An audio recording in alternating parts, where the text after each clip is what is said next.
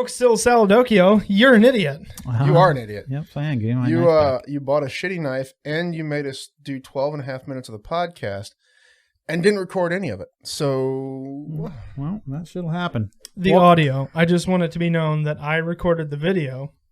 Yes, you did your just portion. Ding dong over here. Yeah. Didn't record. Welcome to take 2 of the episode 25 of the Life Short Live At Free least podcast. he got the episode number correct the first try. Second time's a charm, I guess. Yeah, but at least, hey, you pricks, at least we didn't get all the way through the whole episode, and then I go to stop recording, and I realize we weren't recording. I would have beaten both of your legs until you couldn't walk anymore. We would have had to have used this. Oh no, you guys get to sit here and drink. Oh, this is just horrible. Just horrible. Anyways, we are sitting in the Life Short Live Free bunker drinking Corona beers because the impending coronavirus apocalypse. Do we want to do this pending thing over again? No. He said it correctly that time, but yeah. Is it an impending virus or is it just pending now? That's the real question. Well, it's already in full swing. I mean, it's been declared a pandemic, so technically it's already just a pending apocalypse. So, yep. Before we forget, this podcast is sponsored, of course, by Shyworks Cerakote. We are Cerakote certified and Iowa's preferred applicator. Customer preferred. Give us a shout, Shyworks.com, Facebook.com/Shyworks, Instagram.com/Shyworks, and Pornhub was a new one, so make sure you check us out on there as well. Speaking of that. Oh, I know exactly what you're talking about already. I saw it on Drinking Bros like an hour before I came here.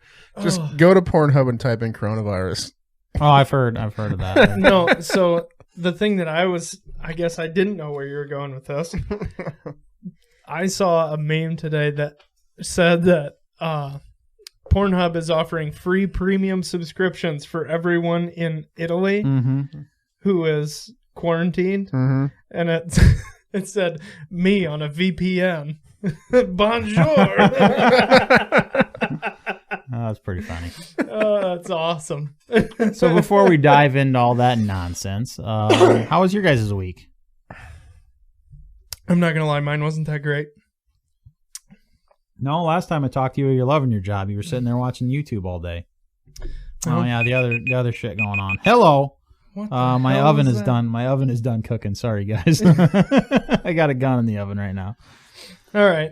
Well, yeah, mine wasn't. Most people have like a roast or something, but you got a gun in the oven. That's right. That's how Americans do it. Sorry, Johnson. Continue. No, I had a lot going on. New baby and all that good jazz. So I was plenty busy and in the hospital where I didn't want to be. So how's the baby doing? Baby's doing good. Little June. Yep, Mama's doing good now. You guys know it's March, right? Yeah. Okay, just checking. Her full name is Juniper. Right, the tree. We're not like the month. We're going to call her JJ. That's her grandma's name. June Johnson. Yeah. Well, I don't care. Her name's Juniper Lee. What? Juniper Lee? Yeah. That's cute. I like it. Yeah. Yeah, Toad, how about your week? I was busy. It was good. You had hair. Sorry. Every time you breathed out of your nose, it would flap in the wind a little bit. Bugging me. Everything was fine. I didn't catch coronavirus, even though I went to probably 100 different houses. Well, actually, you don't know yet because it goes for 5 days before you even notice that you got it. If you sneeze in my mouth. That's actually part of why it's so hard to stop the spread of. Nobody knows they got it until it's too freaking late. Do you need to go get something out of the oven? I have so much vitamin C coursing through my system right now. I'm not sure anything could kill me. It's all about the hand sanitizer, brother. You guys are doing it all wrong. Whiskey? Alcohol. Yeah. I feel like I drink plenty of that as it is. Tequila. Beer. One spritz for your mouth. Couple spritzes all over the rest of your body. Just don't get pulled over there. I'm just going to start carrying a bottle of rubbing alcohol in my work truck. And every time we leave a house, just do a shot. There you go. Gargle it. And yeah. By the time I'm done, my liver's shot, but I didn't have the coronavirus. Don't spritz yourself with tequila. Maybe the rubbing alcohol, but not the tequila. You'll get real sticky. Yeah.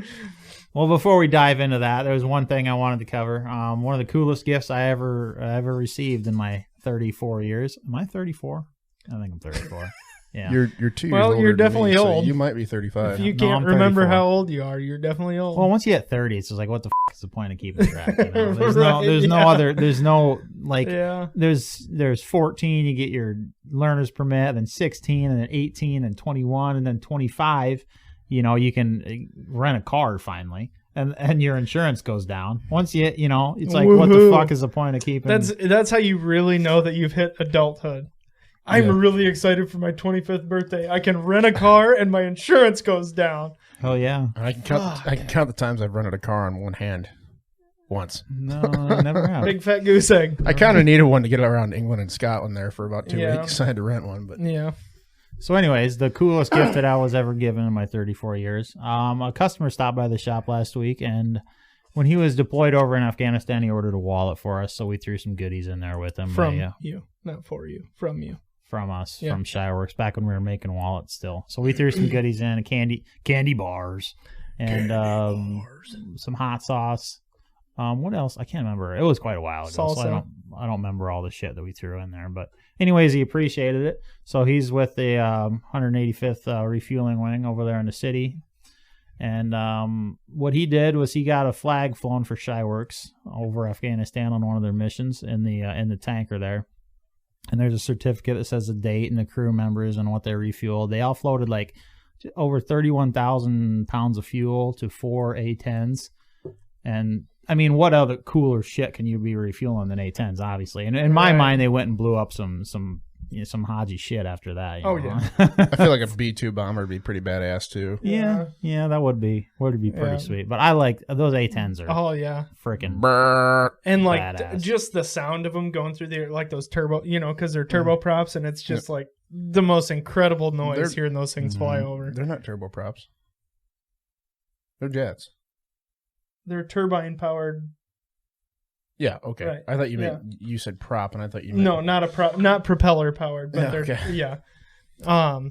but yeah, they're just some of the coolest sounding, like super high pitch, because they're dual jet. They just sound. They were talking about changing them up, I guess, a few months ago, and everybody got pissed and said, "Fuck no, yeah, leave them how they are." Yeah, well, they're looking for a replacement, I believe. I think they're going to keep them. I can't imagine like hearing the sound of those though. If you were some of those, hot China shit. What was that? Yeah. So, anyways, where'd the med go? He's over there, and part of him's over there. There's some more. So that gift was pretty cool, and I just got to find a way to hang it here in the office and with a certificate and everything. So, anyways, Josh, man, that was one of the coolest gifts I ever received. I appreciate it.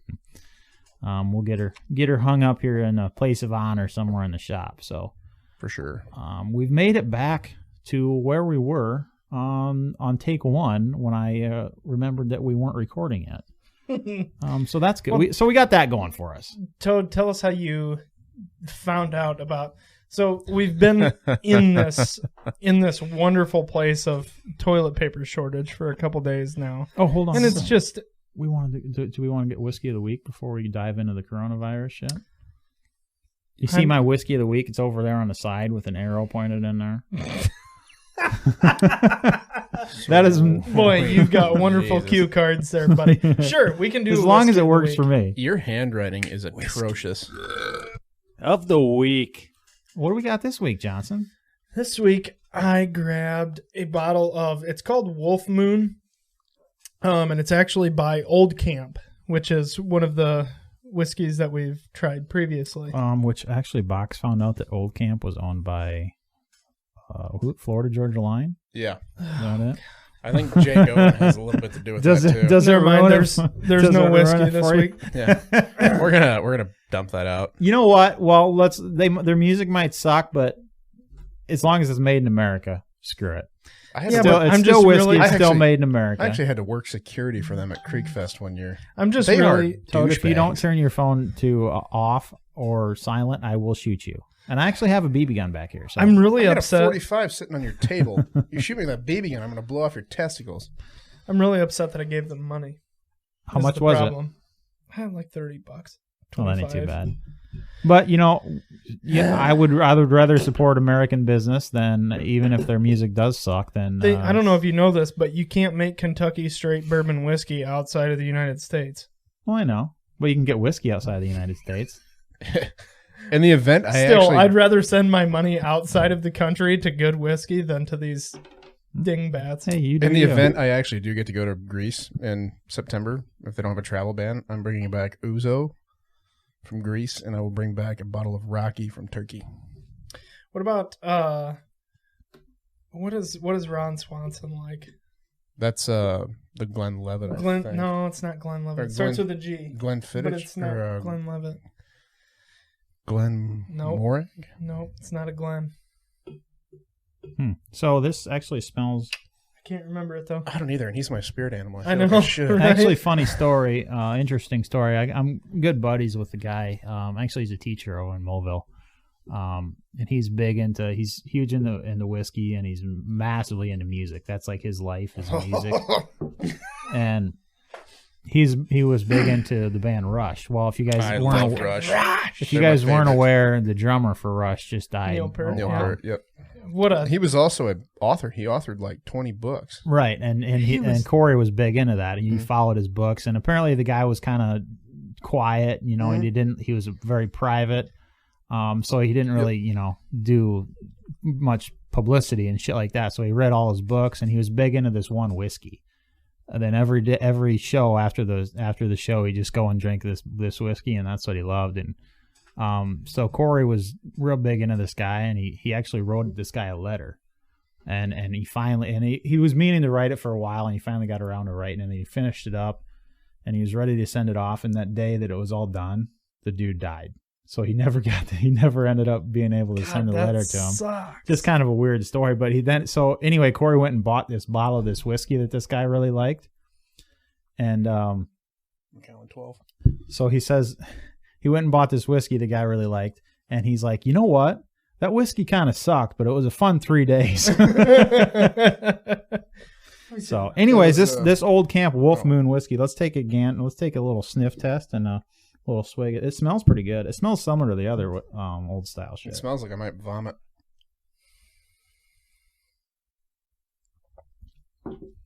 It's pretty good as far as whiskey goes. I mean, it's no screwball. Pretty good though. I'll be real honest with you. I didn't hate it. Boy, that ain't bad. It's not bad. I kind of like that. Ain't too bad. There's like very little afterburn.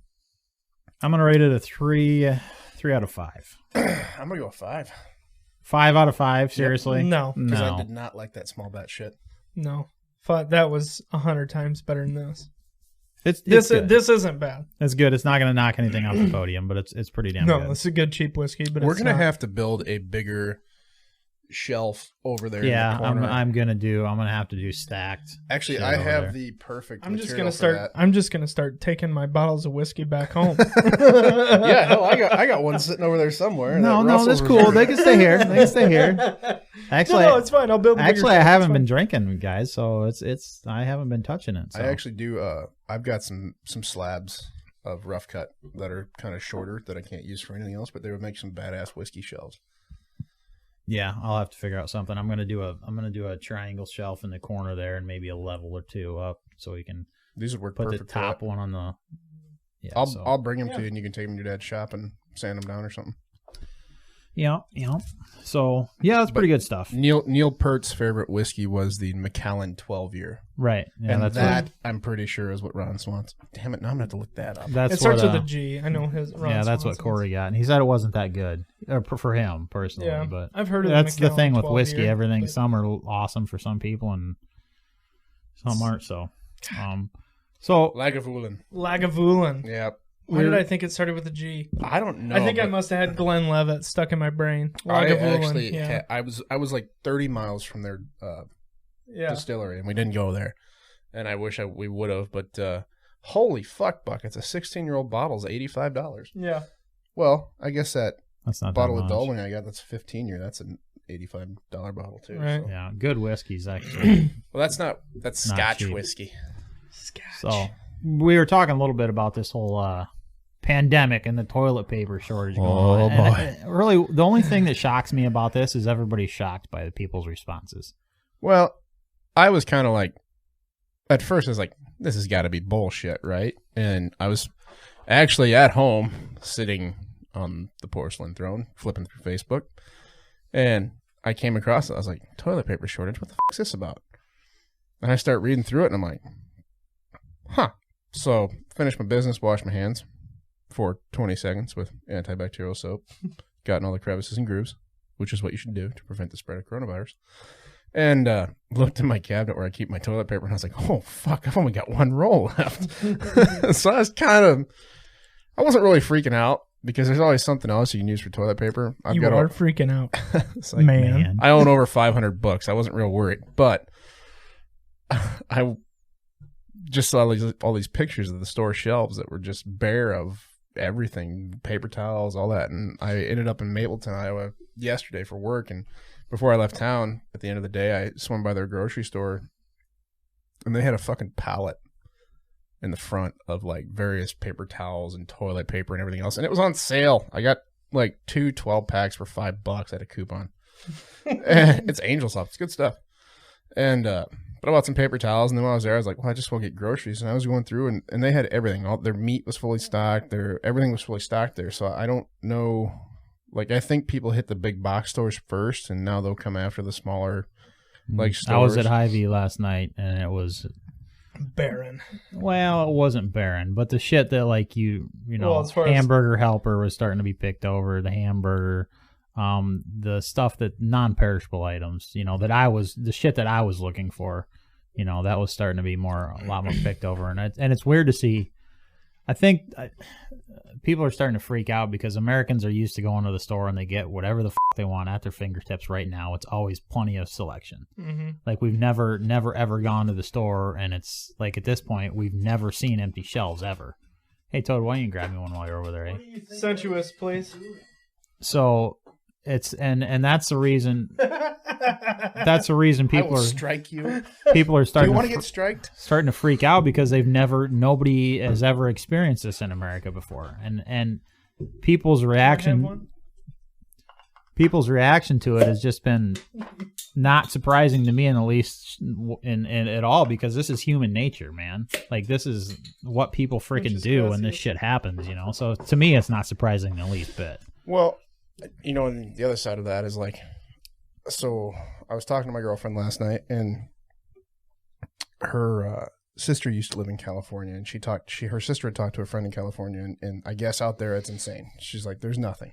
And so they live in Chicago now, and they're all worried because I guess in California there's starting to riot in places. Weird. Which, if that shocks you, just move out of the U.S. entirely or go to California. But so her sister's kind of worried, so she's like, if it gets worse, can we come stay with you? Well, Tasha's whole basement's a completely furnished apartment. It's got a kitchen, bedroom, all the shit down there. And she's like, yeah. And then she was talking to me, and she's like, I feel like I should stock up on some more, like, non-perishables. And I was like, go buy a bunch of Mountain House or order it on the internet before it's all gone. Mountain House is not cheap.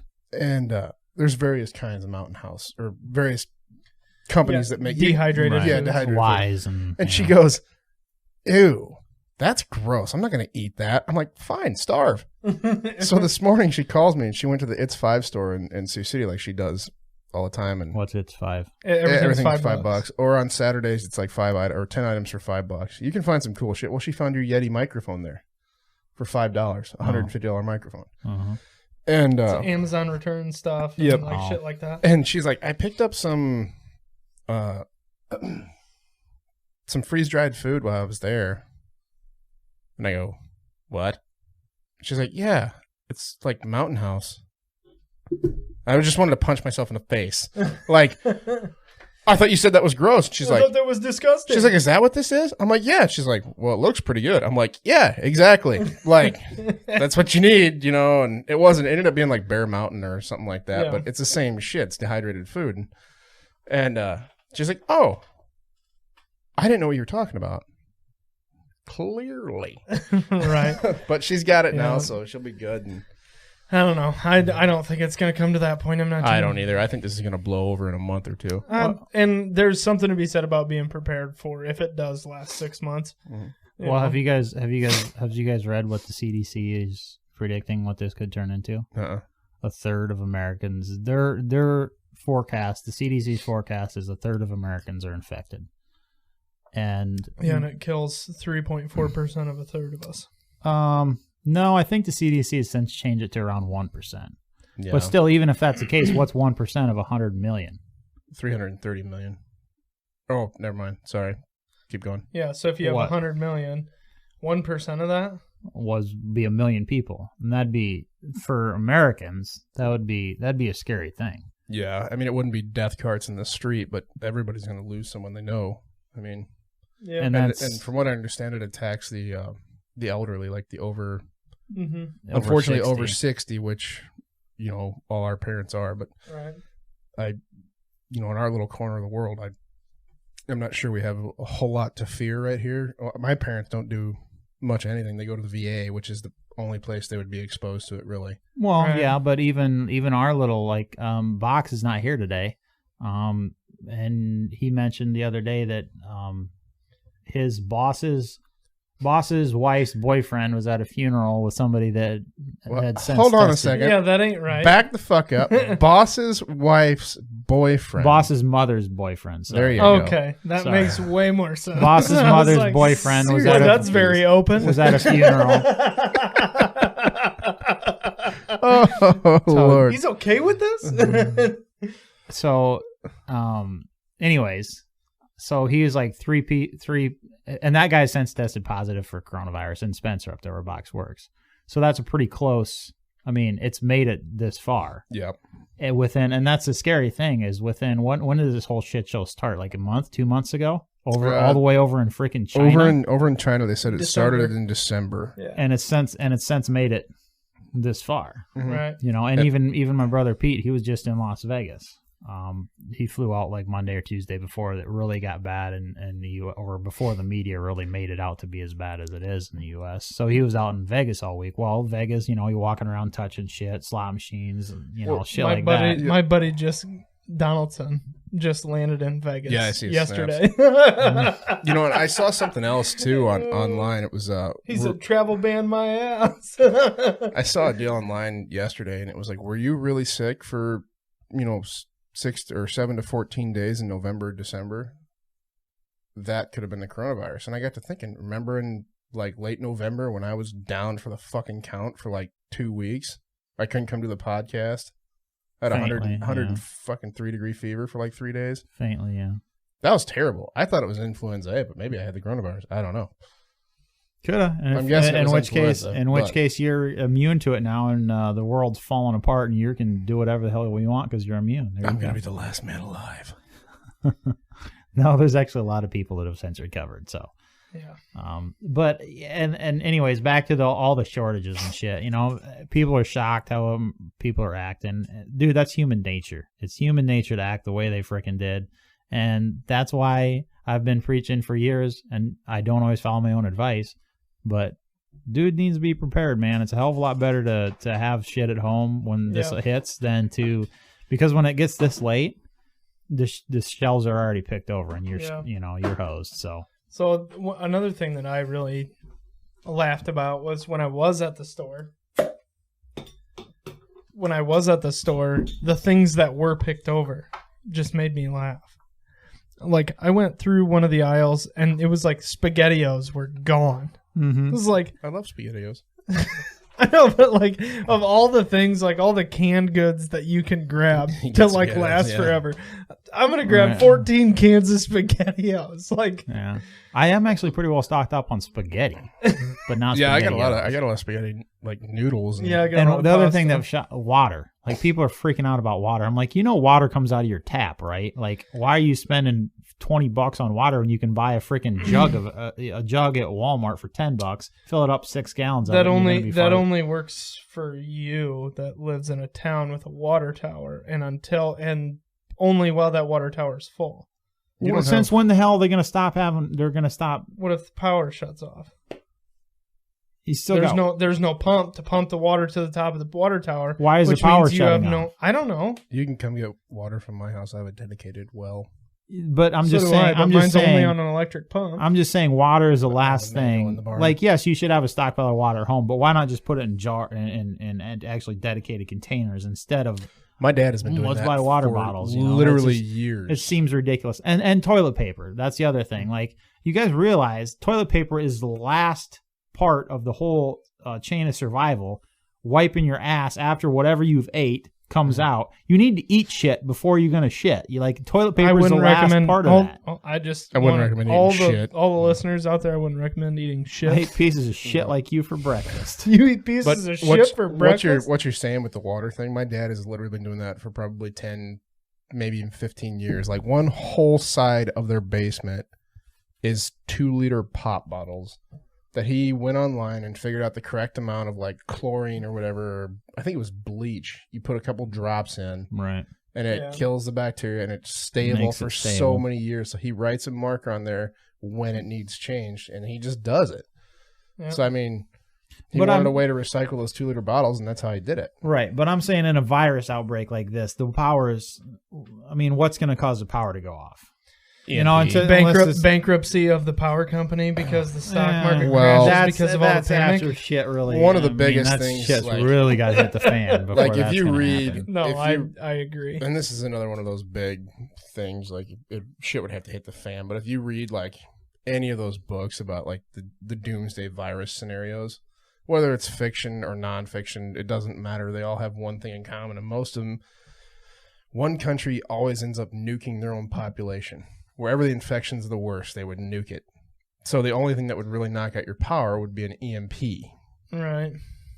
The other thing I saw was China and all their infinite fucking wisdom has decided to blame the U.S. blame the U.S. Army for bringing the coronavirus to Wuhan. You brought it here. They proved that they have been covering it up for months beforehand. You know the brief we got at work? Fucking idiots. The brief we got at work was like how it was transmitted from. It's apparently originated with bats. This was our brief at work, and I know there's that conspiracy theory with that like professor and those 3 Chinese nationals at that university on the East Coast. But the way they gave us our brief at work was like this big pamphlet on it, and it said because the Chinese for some reason eat bats. They had them hanging alive in a cage in an open-air market in Wuhan. And if you've ever been anywhere overseas and you've seen these open-air markets, you just know, you're like, God, that's fucking gross. Or you've seen any documentary, it's like, who would eat that fish with all those flies on it? But hey, you do what you got to do. Yep. But apparently these bats have like shit and pissed all over this food. And that's how they contracted the virus in Wuhan. That was the story that we were fed. Whether that's true or not, I highly doubt that's the actual case. I feel like the Chinese government released it on their own people to do a form of population control because there's a fuckload of them. But it wouldn't be the first time in history a government has done that. So it's not as far-fetched as you would think. Yeah. I don't know.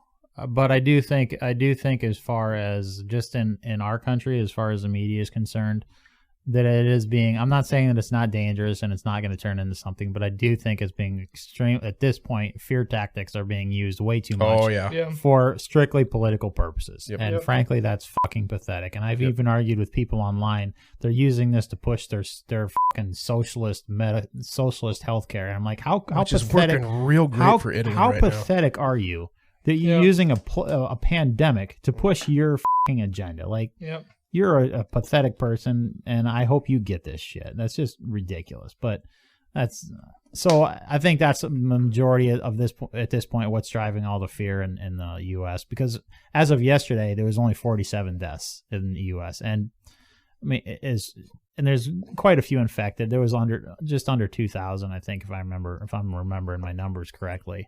Didn't the flu kill like 80,000? 80,000 last year. Last year, yes. I mean, so it's like, have you noticed a if trend, you put though? numbers if you put those numbers in perspective, 47, it's gonna get way higher than that. Oh yeah, for sure. But have you noticed a trend? It seems like every time there's an election, we have some sort of virus scare. Oh yeah. And, every 2 years. Yep. Every 2 years, there's a virus. Well, last time was Ebola, but even the H1N1 12,000 Americans died from that. 12,000. Yeah. And we're at 47 right now, and they're canceled. They've literally canceled school for weeks. For weeks, and a good more. And when the fuck did that happen with H1N1? H1N1, and that was more dangerous. That was a more deadly killer. It infected 57 million Americans. Right. So what it doesn't make any sense. Makes no sense. My theory behind the whole thing, like, not that the virus isn't dangerous and not that you shouldn't take precautions, but the media-wise, my theory of them blowing this whole thing out of proportion is that so they can blame everything on Donald Trump. Mm-hmm. And they're crashing the fucking economy, and they're killing. They're going to be killing small business, and they don't care. And that's because even like, and I'm kind of debating how it's going to turn out for my business, because if people ended up getting quarantined at home, there's two ways that this can go for my business. And it's either they're going to be sitting at home staring at the computer, I should do this to my gun and send me a bunch of shit, or everybody's going to be broke, and they're just, because what I offer is not an essential service. Nobody needs to have what I've offered done. You can start offering HJs when they come pick up their guns or something. No, I'm good. I was thinking about free toilet paper maybe, but that'd be about it. So it'll be, but most businesses are going to be, small businesses that offer non-essential services are going to be hurt by this. And yeah, for sure. I read an interesting article that said that this virus is going to end up bankrupting far more people than it kills. Oh, absolutely. Yep. Absolutely. And that's all on the media. Yep. Because we went through H1N1 and it was far less. We went through H1N1, we went through SARS, we went through fucking West Nile virus, we went through and all Ebola. This. Ebola never really made it to the States too much. There was only a few cases. Ebola's been around for since the 80s, right. Like when they first. But that just goes to show you that what's the difference now between when Obama was president and the H1N1 was, what the fuck is the difference? Why is everybody freaking out now? They're all terrified of the orange man. And the best they have to offer in 2020 is a guy that is worse than me at talking. Right. The guy can't form a straight frickin' sentence. Well, and then you guys see that thing? You're full of shit. Tells the voter straight to his face he's full of shit and he doesn't work for him. Yes, you do, you dumb motherfucker. You work for that guy. That is what you do as a president of the United States of America. My favorite thing, though, is when they're like, you see the debates and they're like, I'm going to change this and this. If I'm president, I'm going to do this and this. You motherfucker, you've been in office for 44 fucking years and you haven't done it yet. You're not going to do it now. You haven't done a fucking thing. Yeah. Easy, toes. Easy. Christ the other thing we're seeing out of this, obviously, is the massive ammo shortage. It's not quite the 2013 levels yet, but I wonder if it's going to reach that. No. I don't think so. Nope, I don't think so. In 2013, it was driven by the fact that everybody was sure the government was going to take our guns, just because of that one incident that happened. And this is a virus, so I don't think it'll get that. It's going to get bad, but I don't think it'll get that bad. And if I see one of you listeners selling a case of 223 for $1,000, I will drive to your house and slap you across the face for being a dick. Dollar around, yeah. What's Stupid. That? Cheaper than dirt. Those motherfuckers. Oh, let's see if they do it again. I'm very interested to see if they do it again. I guarantee they do. And that will be the death. The day after Sandy Hook, they were selling magazines for them. I think it was around $100 a pop. Yep. It's like, what is wrong with you? Yep. I will. And that you're is part of the problem. That is a very definition of profiting off the dead kids right there. The very definition of it. And if they do that again this time around, their business will be dead. No, there's too many people that don't know it. Right. And they Google shit and it comes up. They Google shit and it comes up with cheaper than dirt, and they buy from them because they don't know any better. I don't know. So if you're out there listening, don't buy anything from Cheaper Than Dirt. They're a bunch of scumbags who like to profit off of panic like this. Also, this next segment is sponsored by Cheaper Than Dirt. Yeah. The other thing is like, if you do have an excess and one of your buddies asks, like, hey, can I buy some ammo from you? Don't be a dick. Like, don't charge them. It's going to come back. I just sold Sam. I just gave Sam 100 rounds last weekend. Yeah. Because that was before we knew the shit was going to hit the fan, but thanks. But that's your friend, and that he's asking for that because he thinks he needs. And you know why he had to give me 100 rounds? because I loaded up all my guns and drove all the way out to the range and didn't bring a single round of ammo. What an idiot. Actually, I had one. I had one round of ammo, but that was a compacted bullet. And I was like, I'm not going to shoot That's like that time you drove all the way out to the range and with forgot no your guns. Right. Yeah, I'm not all there. I'm kind of like Joe Biden. And what I'm saying is, like, if you have a buddy that knows you have a bunch of rounds and he says, hey, can I buy 100 or something from you? I don't have much. Don't be a dick and overcharge him. Just like, all right, I paid X amount of dollars. Give me that. Right. You know, because when that Sandy Hook thing kicked off, I remember that was back when Facebook gun swaps were still a thing. You could sell guns and ammo on there. And I remember I listed 50 rounds of 308 for what I paid for it at the time, which was like $40. It was reloads from a friend who I trust implicitly with reloading. He made guns for a living for 30 years. He's a master at it. And I put it on there and I said, hey, these are reloads. I paid $40 for them. I said, I don't need them. That's all I want out of it. And I remember guys were commenting like, way to not price gouge, you know, like way to be a good guy. And I didn't even think about it. I didn't even think about raising the price on the bullets. I was just like, hey, this is what I paid for them. This is what I want out of them. And a guy contacted me. I met him at Shields and I was like, here you go. And he's like, thanks, man. Well, and that goes for other things other than ammo too. Like right now I've seen a lot of posts on like Facebook and stuff like, hey, if you have kids at home and don't have baby wipes and couldn't buy any because all these freaking idiots are out there buying all the baby wipes up even though they don't have any kids because they couldn't buy any toilet paper, you know, they'll help you out. They'll help you out, you know, no questions asked, whatever. No judgment. And the weird thing that's is, with, you know, like with food, with diapers, with whatever, you know, like, hey, if you need help, let me know. I've seen a ton of posts about that. People willing to help out for people in need when they can't get something. And so that's been really cool. Yeah, shit like this always shows you who the good guys are and who the pieces of shit are. Definitely. I was thinking today though, like, how sad are you if it gets really fucking bad? Like if society were to pretty much break down entirely, and this is just me sitting there thinking about it, and I'm okay because I've got a creek with fish in it next to my house. You're gonna say those hogs, but they're gonna come and take those. I guarantee you that much. Where are they gonna take them? They can't fit them in their other barns. I don't know. But if I was you, if I was you before they came and took them, I'd be going and slitting one's throat and dragging it in my basement and butchering that son of a bitch. I will let every one of those little fuckers out of that barn. There's over 1,000 of them, and they will wander around my cornfield eating all the cobs that are left, and I'll have food for days. But months, good luck catching them. You don't got to catch them when you get a I'm saying if they came to load them up and take them somewhere else. Personally, I went shopping the other night, and then after I did a little inventory, I could literally stay home and not leave my house for 3 months. Yeah, pretty easily. Well, I've got that big Cato Light natural or propane generator in my front yard. So as long as I could find a propane truck at some point, I mean, it's 1,000. There's a 1,000-gallon tank. There's a 500-gallon tank. Yeah, and that'll last for, you know, if you only run it when you need it, that would last for a long freaking time. So, but it is. Let's say you're out of food, and it is the apocalypse, and then you can't find anything. The shelves are empty.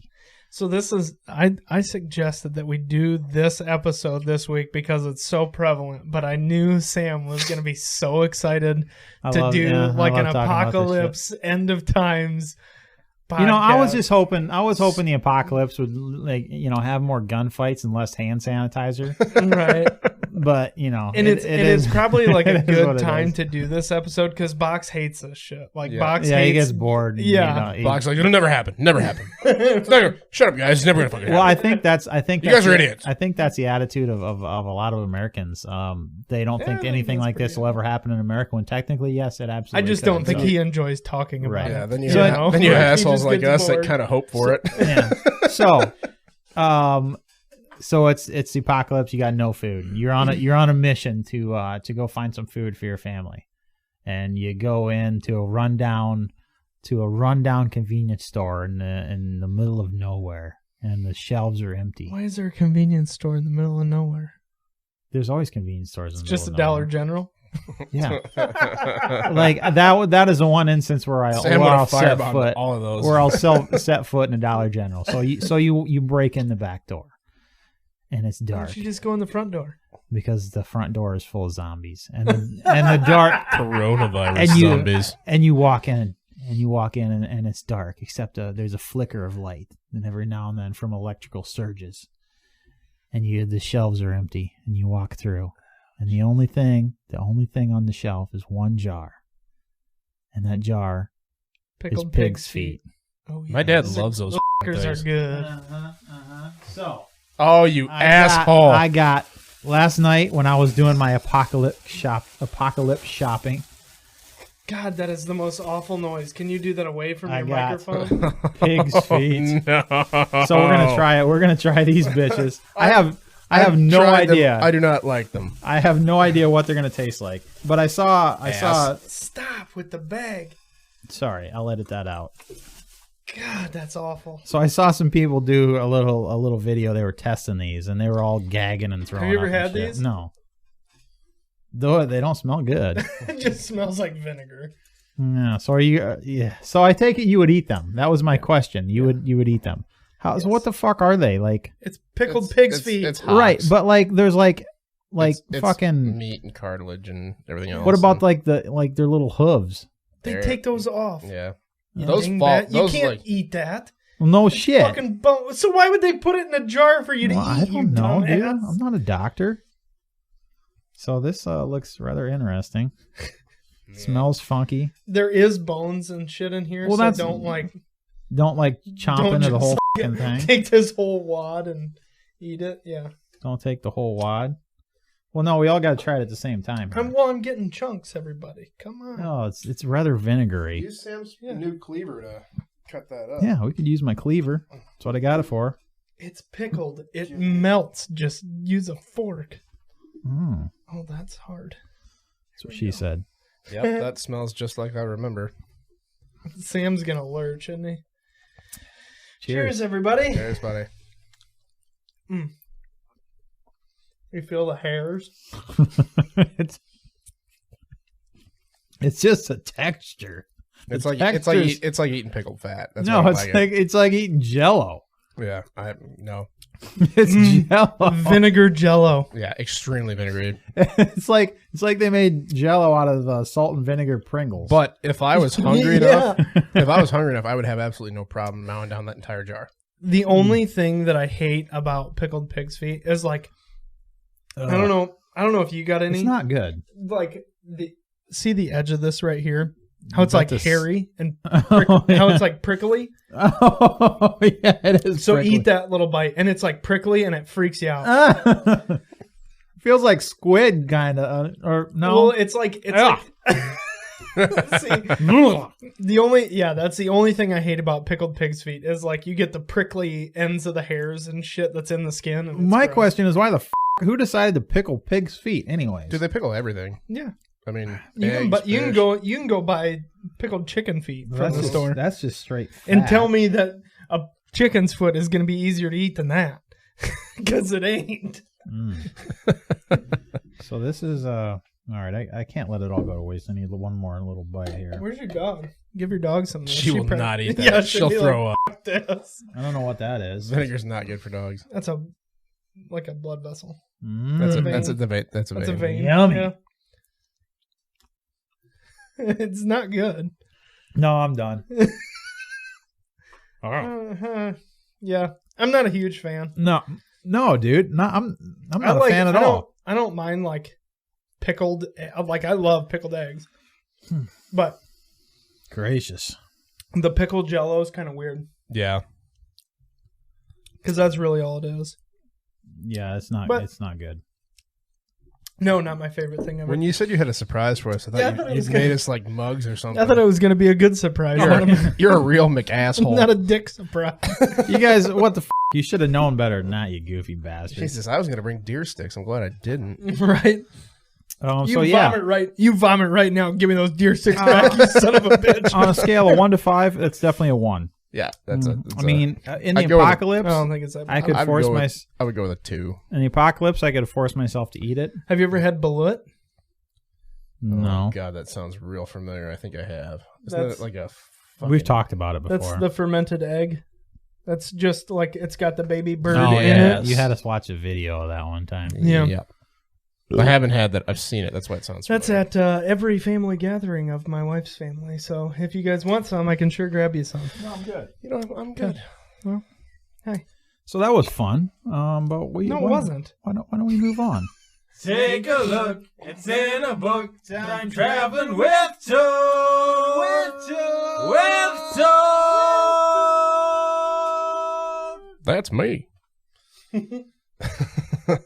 Oh, you guys are going to hate this. So today, on Time Traveling with Toad, we're going all the way back to the glorious year of 1911. Oh, Jesus. I haven't done this yet. So, we're going to talk about the 1911, made by the Godfather, John Moses Browning. I'm not going to be able to not laugh during this because I'm going to catch so much shit. But everybody knows what 1911 is. It's the most prevalent semi-automatic handgun in, basically popular culture that there is. 2 world wars! Oh, I have a list of the wars that this thing was used in, and it was way more than 2 world wars. So, it's a semi-automatic box-fed, or a single-stack box magazine, holds 7 rounds. And, obviously, 1911, that was the year it entered service. It's still in service, actually, with some military units of the U.S. military. Obviously, updated version. It's used by over 20 nations. And fires the standard 45 ACP cartridge. It's been used World War I, the Banana Wars, World War II, the Korean War, the First Indochina War, the Vietnam War, the Chaco War, which I have no idea what the fuck that is. It's about chocolate. Probably. Indonesian National Revolution War, Algerian War, the Laotian Civil War, the Bay of Pigs invasion, the Troubles, which I do know about because my family's from Ireland. That was with the IRA and the British Army. The Rhodesian Bush War, Cambodian Civil War, the Cambodian Vietnamese War, the Sino-Vietnamese War, the Falklands War, the Lebanese Civil War, the Salvadorian Civil War, the Gulf War, the war in Afghanistan, a lot of wars. The Iraq War, the Syrian Civil War. So, but only 2 world wars. Do you want to know why they use the 1911 instead of a Glock? Jesus. Because a 1911 is not a plastic piece of shit, Sam. Because the Glock hasn't been around since 1911, like the 1911 has. Why with perfection? This is the first time I've ever seen you carry. This is the first time I've ever seen you carrying your 1911. By the way. Yeah. Well, I was out of ammo for my 40. I mean, yeah, the 1911. Like I said, it's been growing on me. That's a really nice one, though. That's a fucking $1,200 1911. Yeah, it's okay. It's okay. I mean, the 1911. I do hold love for the 1911 because it was the forefather to a lot of the shit that we've got now, essentially. Yeah, without that design, a lot of the stuff that we have wouldn't be where it is. Yeah. So, yep. I'll give it props for that. But I do like the weight of a full metal frame gun. They feel nice and they're fun. They're nice to shoot. They're smooth. They have a real clean, smooth action, but. Yeah, 7 rounds just really sucks my ass. The 7 rounds, and plus, it feels like you got a hammer on your belt all day when you're. I can't help it. And that's not a huge. That's not a huge thing for me. Okay, I can hit this. I can hit what I want on my first shot, but when we go run a fucking stage and it takes 23 rounds, you're gonna have to reload 3 times. I'm gonna need 1 extra bullet. Well, yeah, me too. Unless I'm facing 23 bad guys, I don't see the correlation between running stages in a competition. It's the apocalypse, Toad. There's a lot more than freaking 7 bad guys out there trying to take your toilet paper. Take my fucking PMR 30 with 30 rounds of 22. The one that don't fire. It does now. Bang! Hold on. Keltec sent me a new buffer. Jam. Sorry. Hold on. Keltec sent me a new buffer piece. So. Just wait. I gotta fix it. It's jammed. Hold on. It's a rim fire. Do you tards really want to go there with your P80s, you dipshits? I don't carry my P80. Manny malfunction and I don't carry my P80. Whatever. And I mean, let's be realistic. The stereotype is that 1911s jam just as much as a P80 would. You know, I've never had that one right there. I said the stereotype is. My Taurus jammed a couple of times, but... And when was the last time you saw my P80 jam? It's been a while. Sam's, on the other hand. I got all my issues worked out. Mine's running like a top now. I got all my issues worked out. You said that the last time, and then Johnson did mine ran like a top last time, didn't it? Yeah, it did. It did. Yours just doesn't like getting dirty because you haven't to be fair, I didn't clean. I literally did not clean it since I started shooting with it. It was 8 months and thousands of rounds, probably. Right. But you also didn't clean up any of the rails or anything when you installed them. You just straight from P80 just installed them. Yeah. Yeah, and I did the other day. I did clean them up a little bit, polish them up a little bit, but obviously Box is gone. He's out with the coronavirus. I'm just kidding, but he did say Colin had pneumonia, so I don't know if he went over to hang out with.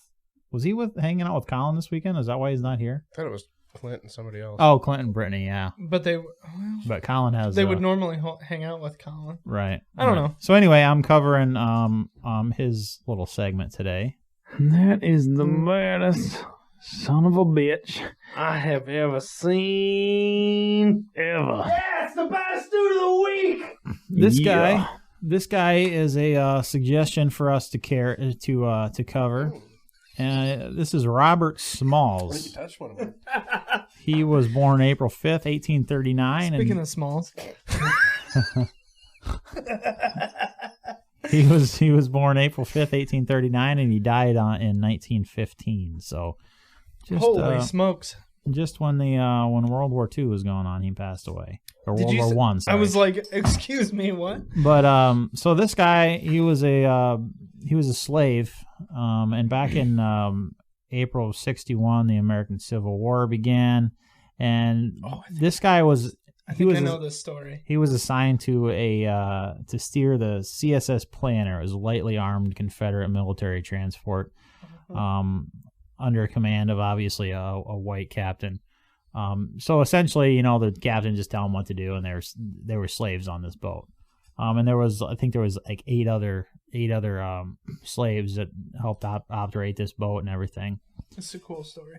So what ended up happening was Robert, he got together with the other slaves on the boat, and he talked to 7 of them, and he didn't trust the 8th guy. Apparently, the 8th guy was a little shady, and he was worried that he was going to snitch on him. So they didn't tell him the plan, but so essentially what happened, they'd park the boat at night, and the white captain and his other officers would get off and go and do whatever the hell they did at night. Get hammered drunk. Probably. And they'd leave the slaves to tend the boat. Well, so they came up with a plan, and the 7 guys on the boat, I don't know what they did with the 8th guy, but they ended up taking the boat this night. And the captain always wore threw him overboard. Possibly. The captain always wore a really noticeable straw hat. So it was night when they were doing this, and Robert Smalls put on the straw hat so he looked like the captain when they were sailing past checkpoints and shit. He was standing there, and he knew the right signals and everything to tell the Confederates, so everybody thought everything was kosher. And so he had the rest of his family hiding in another boat, so they went and they picked them up, loaded them up, and they started sailing towards Union territory, I would assume north. So that ended up, they got all the way past the last checkpoint before the alarm sounded, and it was out of gun range though, so there was nothing they could do. But they were sailing towards the Union ships. Well, obviously it's wartime. The Union, they thought, they're going to attack us, but they had it up a kind of a white flag raised. It was dirty as shit, but it was still white enough that the Union was just getting ready to fire on them, and they, wait, hold on, I think I see a white flag. So they didn't fire on them, and they came and they surrendered the boat and everything to the Union crew that was there, and that's how they made their escape. And he ended up joining the Union Army, and he was a big reason why Abraham Lincoln actually decided to let African Americans join the Union Army. And he went on to Actually, and I'm not going to go into in depth of his service after this because I mean he did a lot of shit and I don't want to bore y'all. But it's an interesting read if you go and read about him. He was a pilot on quite a few ships, and he was at a lot of the big battles during the war. Made a big difference, and made quite a few trips. From what I hear, made quite a few trips back and forth to the south, bringing slaves back to the north. Right, and he was eventually promoted to captain of his own, I believe, of his own boat. But that was it was a pretty cool story, pretty cool thing to see. A guy come from all the way from slavery, to do what he did and to free a lot of guys and to help out in the Union effort against the Confederates. So, cheers to him. He's our badass of the week this week, and he certainly was a badass. This guy just looks like he'd be drinking like freaking. Oh, he's sipping on scotch for hell sure. Yeah, sipping on scotch, living the thug life. Smoking a big ass cigar. Big ass, hell yeah. So cheers to this guy. He's a pretty awesome dude. Yeah. Yeah, we're gonna. You got your what a douche this week, Johnson. You want to use my phone or? Well, what a douche. So I just need you to look up the guy's name, but the what's that? The what a douche for the week is there's a young gentleman who was a Twitch streamer. Oh, yeah. He is a real douche. He's kind of an idiot. So he was drinking on stream. Right? So that's Oh, he was drunk? Yeah, he was like drinking, playing video games, yada yada. His name's Carl Reamer. And he was a fairly popular Twitch streamer. He had quite a few people watching. And he's on stream having a few drinks, just kind of joking around with his viewers. And at one point somebody made a joke or something, and he was like talking back to the chat and everybody in the watching the stream, and he was like, "Oh, I don't remember what the hell he was saying, but he was joking around, and he like picks up a Glock, and he racks the slide back and dumps a round out." I watched the video, yeah.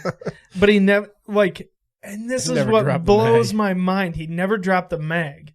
Like he thought he was clearing the gun, right? Thinking the mag was out of it, and like racked it and took the round out of the chamber. He thought he dropped the mag, but he didn't. But he never dropped the mag. So he racked it, took the round out, thinking it's clear, and went to fire it. Pulled the trigger, so it's smart guy to show it's safe. Yeah, somebody said the round narrowly missed his mom on the other side of the room or whatever. Yeah, just like shattered some pottery or some shit, didn't it? Yeah, just like, and he was like, "I thought I emptied the mag. He like lost his mind. Obviously he's hammered and went stone sober that fast because he just fired a round off in his mom's house. Desk pop. I thought he should have done like, "What, you guys ever done a desk pop before?" God, but it was just instantly fired from Twitch too. Yeah, they ban him. They ban him from Twitch. And he got removed. He was like a sponsored gamer for a company, and they instantly removed him as a sponsored gamer. They weren't going to sponsor him anymore. But it's just like, what an idiot! Some of them guys live on the internet pulling a gun out like that is not in handling firearms when you're intoxicated. That's just not a smart idea. Whether loaded or unloaded, just drinking and live streaming yourself on the internet, being an idiot, first of all. Mm-hmm. And then handling firearms when you've been drinking. That's smart, just not a smart idea. Have you seen how much some of those guys get paid? Like Ninja's worth like $30 million. Yeah, they make a ton of money. But I'm just saying, 20. I'm just saying it's a really stupid idea for somebody in that kind of position with that much to lose to do something stupid like that. Yeah, for sure. What an idiot. And the second... Well, it's stupid for anyone to do in general, but... Right. But I have a second what a douche for the week. Who's that? the general public. Any of you who have gone to the store and purchased 6 cases of toilet paper, or any of you who have gone and purchased, baby wipes when you don't have an infant at home that requires baby wipes. I ordered 3 packs of dude wipes off Amazon. Yeah, but those are dude wipes. You could still use them as baby wipes. If you had in a pinch, I suppose. Do you guys use dude wipes? No. Kind of handy. Yeah. Nice clean undercarriage. But anyways. Did you? So do you throw those in the garbage? No. Flush them. Flushable, yo. I I got a hell of a nice toilet. Yeah, I got a hell of a strong toilet. You think flushable. Yeah. Have you ever looked at any of the tests on any of those on how they break down? Because they fucking don't. But here's my question. Because they don't. How is a wadded up paper towel gonna clog up my toilet faster than a big old fat turd that I lay after I eat Taco Bell? Because when you take a shit, the water will break that down and it breaks apart. No, it doesn't. Yes, it does. How the you think Sam, that whole goddamn shit pond outside of town is full of just fucking logs? You idiot! No, I'm saying Sam, from the time it gets from my. I don't care about the freaking. Sam, we've all seen your toilet. We know you don't lay logs. You spray and pray pretty much. Right. I'm saying that if a turd is gonna, you get a blockage in a sewer line, because we're not talking 2-inch lines. We're talking like 6-inch, 8-inch sewer lines, right? Mm-hmm. Even 12-inch sewer lines. You get a blockage. If it's shit, it's gonna break down. If it's these flushable wipes, it's not like I use them every. I think they claim flushable because your toilet will flush them, yeah. But they don't break down. Well, it's not like I'm going through packs and packs and packs of them. If I'm gonna take a shower, yeah. It's not like I'm wiping my ass. And I guess it's probably a little different for you. You're on a sewer system. Like for me, I'm on a septic system. I can't risk that. I just be like, I don't know what I'm on out at the house. You're on septic. You're on septic. You're outside. For sure. You should be Ridexing every month. For sure. You haven't. From the look in your eyes, you might want to double check that. You're 100%. I have rural water, so. Or are you on the same system as all the hogs over there? You just kind of plumb you into all that bullshit. It might be. I don't know. I doubt it. When I was a kid growing up, our fucking septic dumped into the ditch. That's the leach field. Yeah. Yeah. Mine does the same. But dumps into the ditch. Off topic, but really fucking funny. So when I was a kid, is that legal? It actually is. A lot of farms. Yeah, it's a leach field. So what a septic? Yeah, but is it above ground though? Yes. Yeah. So what a septic tank does is you have a tank and the solids go to the bottom. Right. And the bacteria breaks that down. Have your leach field, and then the liquids run off the top. Right. So if your septic tank starts filling up, you have an exit that goes out to the leach field, and your liquids run off the leach field. So is that like super fertile ground? Yeah, everything will grow there. So do you plant your garden over your leach field? No. Do you want to eat vegetables that you grew in your own shit? No. I'm just saying, So what about funny story, off topic, but I just remembered it and I laughed so hard. I was probably 15, my sister. God, what a weird topic for a podcast. We were kids basically, and like when we would get a big snowstorm, the part of our ditch that wasn't a leach field would get these awesome like overhanging drifts that are perfect for building tunnels in and everything, And I remember one time we went sledding and we were sliding down the ditch and she went too far as my little sister and she went over that. So I was like, don't move. And she's like, why? And she stands up and it's iced over, but it's not good ice, And her fucking snow boot, one of those old rubber, you bought them at the damn vet clinic downtown. Yep. Goes through and she's like, just starts losing her fucking mind. And I'm up on the road just laughing my ass off until I had to go down and like pull her out, which like it didn't really do anything, but you broke through the ice. You could smell it. Yeah. So she thought that she'd had shit in her boot and all that. Oh, fuck, I laughed so hard. Yep. So there's a spot down, like way down by the fence line at my place that On the east fence or west fence line? Yeah, the west fence line. Right. Okay. Interesting. That it kind of leaches off. But. Yeah, I was before I bought this house, I was actually debating building a small house outside of town, and I was going to buy from Rankings out that where the trailer mansion used to be. Mm-hmm. And I mean, it was in an early planning stages still, but obviously I went and talked to them, and they were debating it, but they decided against selling. They wanted to keep the land, and the only reason I was thinking about that is because they already got septic out there, and that shit is fucking expensive. Oh yeah, to build anywhere else. I mean, it's $20,000 to get a freaking septic installed. To do a full system, yeah. Hell, have you ever plus a well looked at how much it costs to drill a fucking well? Yeah. It ain't much better. Yeah, so that was the only way that I was going to be able to do it if there was already pre-installed systems and shit. So. You should have. The year that I moved back here, there was a house for sale between here and Remsen. Oh, I know what you're talking about. It was like 3.5 acres. Yep. I think. It was abandoned. Like, the house basically needed bulldozed. You should see it now. Oh, it's nice. Yeah, Borkowski. Yeah. It had like a big barn, like open front 3-stall shed, and like it had a couple outbuildings, but it was like a stone basement. You know, it wasn't like a block basement or a usable basement. It was just like a stone cellar under the house. Mm-hmm. The house had been dormant for a few years and basically needed bulldozed, but there was power, there was septic, there was a well, all that stuff was there, and it was like 3.5 acres. I think it ended up selling for under $20,000. Wow! Originally, they wanted $125,000 for it. Yeah, because I looked at it too. Man, just because right before I moved back, I got a job. I got my job offer up here in Sioux City, and I was living in Ames, and I was looking at buying houses, and I saw that place for sale, and they were asking like $35,000 or some shit, and I was like, yeah, and I went and looked at it, and I went and looked at it a couple times, and I was like, boy, if I could buy this for under 20, I'd be sitting on a gold mine, you know, like even just reselling it for land, you know, clean it up a little bit and resell it, I could make money on it. And I kind of hemmed and hawed on it, and I was like, you know what, I don't want that much work right now.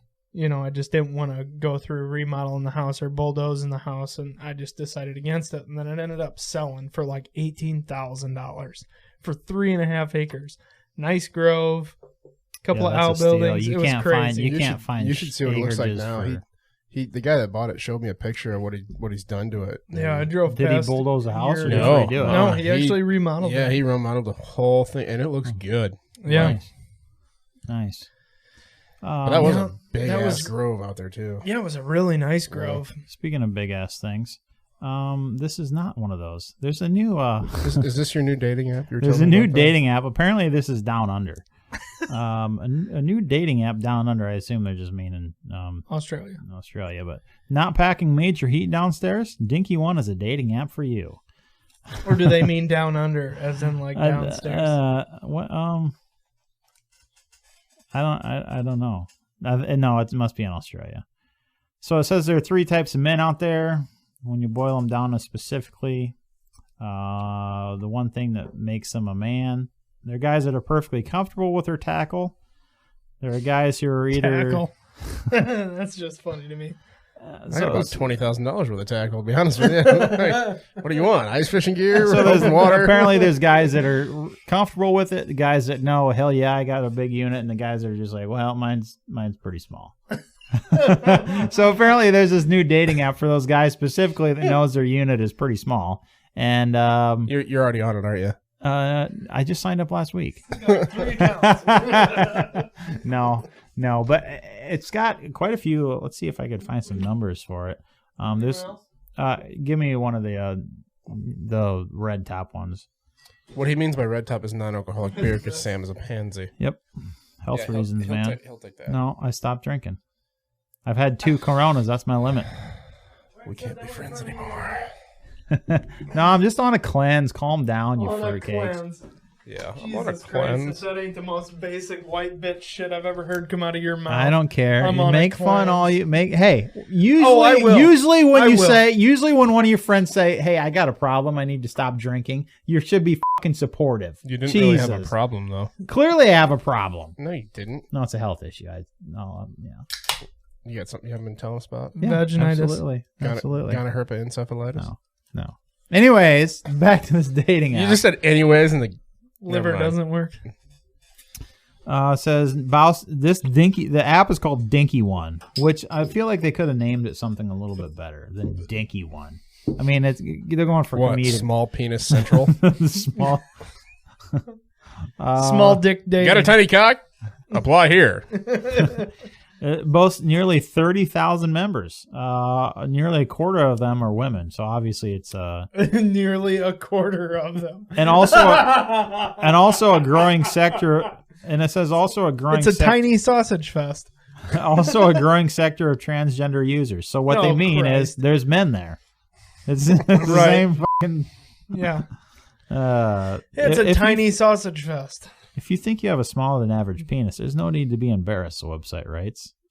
At dinky1.com, every man has a below average sized penis. There's no reason to be embarrassed. Come to this website instead of all the mainstream ones because you're embarrassed. So out of 30,000 users, only 7,500 of them were women. This means anyone you date will be fully aware and you can avoid unnecessary pressure or anxiety. The site is totally free to join and it's open to males, females, and whatever else you want to call yourself. If you think you're something else. Whether you have a penis or vagina, we're open to you. Yeah. So, anyways, I thought that was pretty funny. I don't know. I feel like we're all pretty happy with our tackle. Yeah. Look, tackle. Tackle. You know what? That's pretty funny. When you're done, you can call it the tackle spackle. I'm gonna spackle your tackle. Tackle spackle. Oh Jesus. Well, see what you've done? This is what happens when we do podcasts on Saturdays. I feel like there's a product there. Tackle spackle. What kind of product could we launch with that? Sometimes creams. It would definitely be a spermicidal spray. It'd have to be It'd have to come in a can, like a spray foam can with a hose. Or like like the spray on wall texture for like patching sheetrock. Our sponsor next podcast is going to be Tackle Spackle. What about for like male strippers, or if you want to make your unit more interesting to women, you just spray it on there and it's all like glittery. Glitter. Yeah. So there you go. Next time you want to get a little freaky with your wife. Oh my god. Pecker glitter. I was reading one of those Tackle spackle. I don't know if it was on Drinking Bros or what. No, it's like, have you ever seen the kids movie what the fuck's the one with the food that comes out of the sky? Cloudy with a Chance of Meatballs? Oh yeah. How he has spray on shoes? It's like a spray on condom. Tackle spackle. That's a hell of an idea. Isn't it though?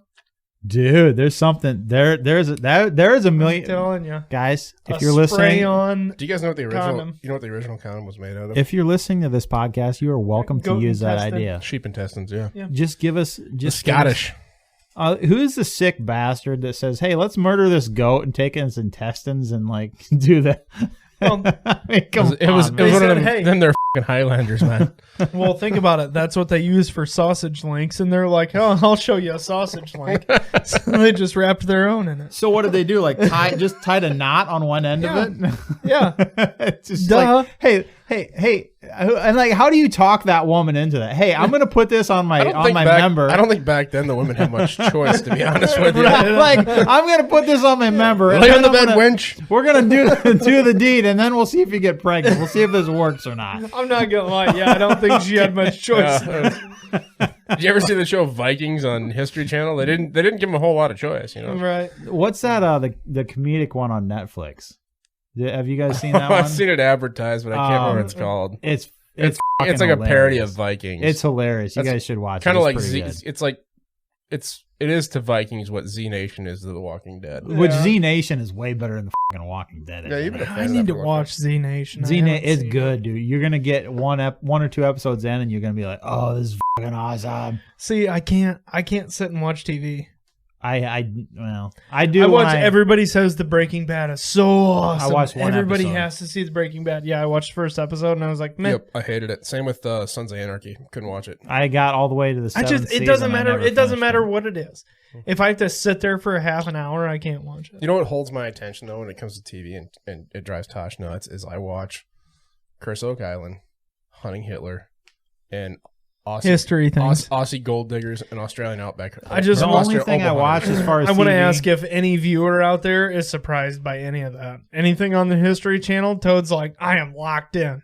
Yeah, I like to learn things. Well, I know, and I'm not saying there's anything wrong with that. I'm just asking if anybody is surprised by that at all, because I don't think anybody here I would is. rather watch a historical documentary than any movie that's in theaters right now. Oh, I would agree with that 100%. Like, I just like mostly because Hollywood when I watch, can suck my ass. When I watch shows, I just get into like Harvey Weinstein. No, he's going to be sucking a lot of stuff. No, he's in prison for the next 23 years. I bet he makes it. That just makes me so happy. I bet. Have you seen that old decrepit bastard? Yeah. 5 years, he's going to be toast. Oh, yeah. He's gone. He looks like. He's in the fucking gulag. You know what's he's funny? in the gulag right now, taking hot dicks to the throat. Did you see God, what he? We need to get rid of that. We need to call this episode quits. Did you see what they did or what he did? He's been like, saying like, oh, my sentencing is coming up. So he's like, oh, I'm going to start using a walker. I saw him in a walker and shit. Yeah. They said he fell and hurt himself in the jail. Oh, I have a concussion. I have a concussion.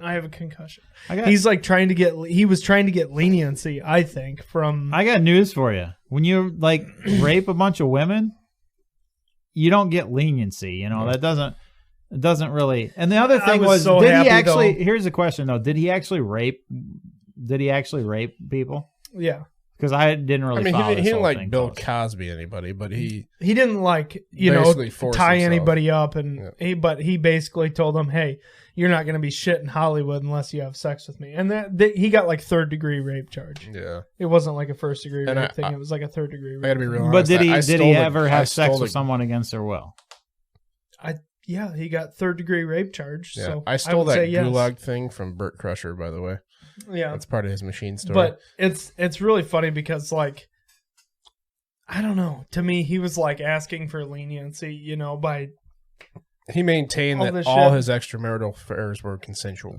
Yeah, and it was so funny. He was like, "Oh, I'm gonna use a walker, and I got a concussion and all this shit," and the guy was like, his whole legal team was like, at his advanced age and with his health situation, so he just shouldn't pay for his sins. 5 years 5 years is basically a life sentence for him, and the guy, the prosecutor, 23 years. It was like, yeah. The other thing is like, your goddamn Hollywood career. He was like a donator to dick. He was friends with the Clintons. He was a donator to their deals. Well, I'm waiting for him to get suicided, to be honest with you. I don't care. I don't either. If he's dead, the world's a better place. Unless he tries to throw the Clintons under the bus somehow. Yeah, I always thought they should take people like him. Which is too late. He's already been sentenced. Yeah. Right. But I always thought people like him should be turned, get sentenced. Well, they're going to appeal. They're going to appeal. I always thought people like him should be turned loose in a 50-acre fenced-in area, like high fence. And hunted. And then let the victims and their families hunt them down with pellet rifles until they're dead. Dude, how many pellet gun shots is it going to take to kill him? Exactly. Hopefully a lot. A lot. No, that's a legitimate. That wasn't a hypothetical question. I'm seriously asking. Oh, actually, with the pellet guns we have now, one would fucking do it. Yeah. Have you ever seen check out Air Force rifles? Did you see that? Just 50, right. Did you not see that 50 caliber fucking air rifle that shot you? No. I'm talking like 177 caliber shit. Oh yeah, a lot. Oh, they make some badass 177s, but they make 22 caliber. They make 25. But that wasn't what I was asking. That wasn't what I was asking. I was asking 177. Well, like if you go and buy like fucking let's Gammo. Switch it up. Hunt them down and kill them with Red Ryder BB guns. Right. Yeah. Don't want it to be quick and painless. That was terrible. Sure. Can we go back to talking about what we do during the apocalypse? We didn't really touch on that very well. Yeah, so here's the thing. Sam, you live in town, right? So you have like your water is going to be viable for a while. Yeah. Right? Until the water tower gets drained, obviously. What is your plan as far as surviving long term. Probably move into one of my 3 bedrooms upstairs. And no. in the case of like a power outage, serious apocalypse type scenario where gas pumps don't work, power's out, what do you do? As far as what? Surviving. Do you leave? No. Do you stay at your house? Where do you go? What do you do? I stay here. Well, it'll be between here or, I mean, I'd be down to my family in Pearson. But I'd probably stay here for the foreseeable future. Well, I don't know. It's just I don't know. I'd see. I'd play it by ear. Because I mean, I could stay here as long as I freaking wanted, to be honest with you. As far as water, I don't think that's honestly. Water's not a concern. I'm guessing water will last you a week. If that. The power goes out. Everybody in town. When the power goes out, I fill up my bathtub. First off, and okay. I got actually a reserve anyways. I mean, like I got water stored up. I'm not right, but how long do you think you can last on the water stored? Because I personally see that water tower in this town, in that kind of situation. I see that being gone in a few days, in a week tops. I'd say the water coming out of your tap lasts a week tops. See, now that my biggest concern with it would be. So obviously summer you're going to be fine, but your parents' house would be the place to be because they have a wood burner. Yeah, which I'm putting one in here hopefully this summer. You've been saying that for 5 years. I only lived here for 3 years. Whatever.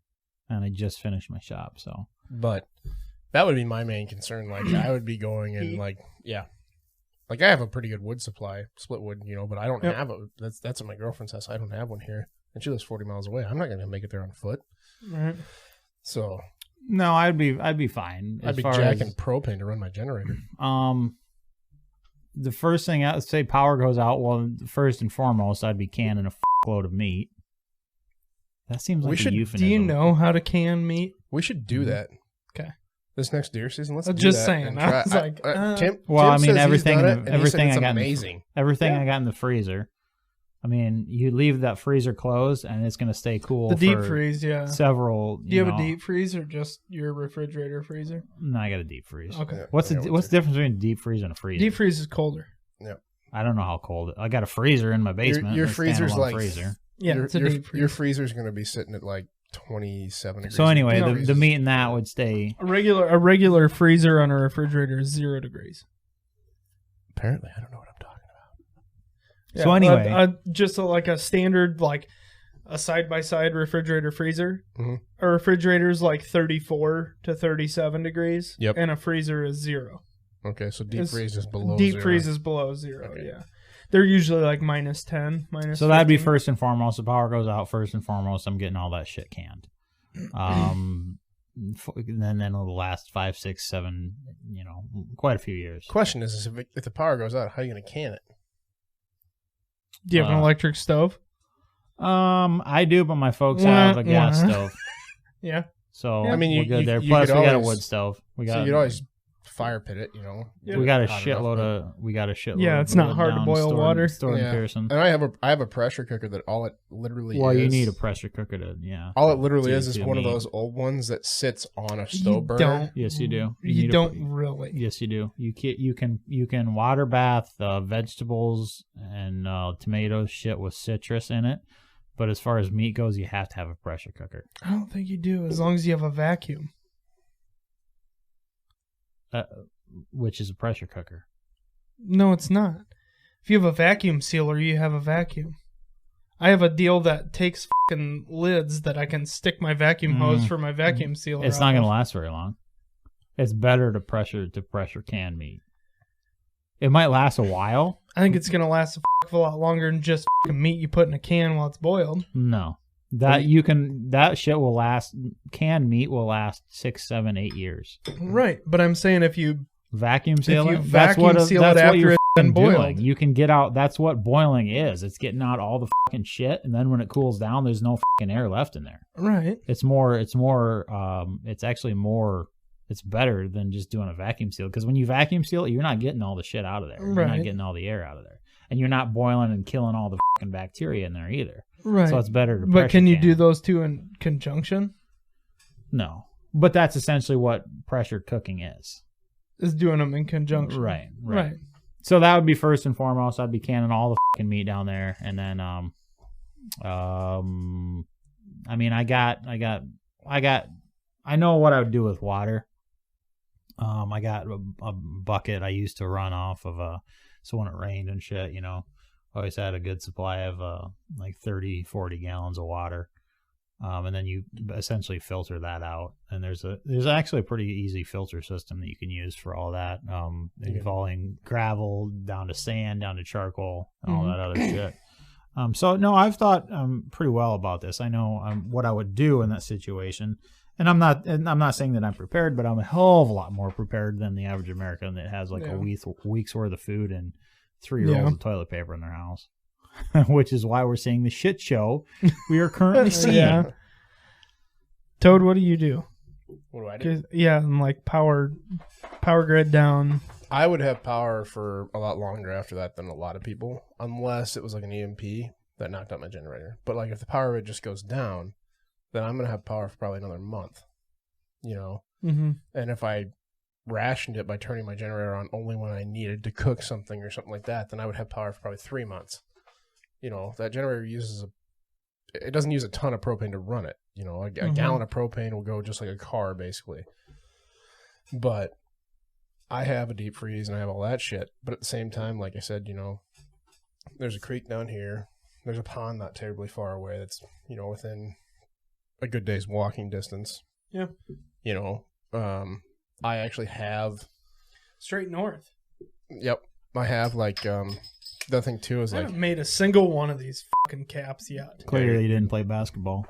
No, as a wrestler. Dude, you're not even close. Terrible. But I'm not super worried about it. Like I'm just not. And if worst came to worst, I've got a barn that's full of like timber wood that would last a long time, and if worse came to worse, burn the barns.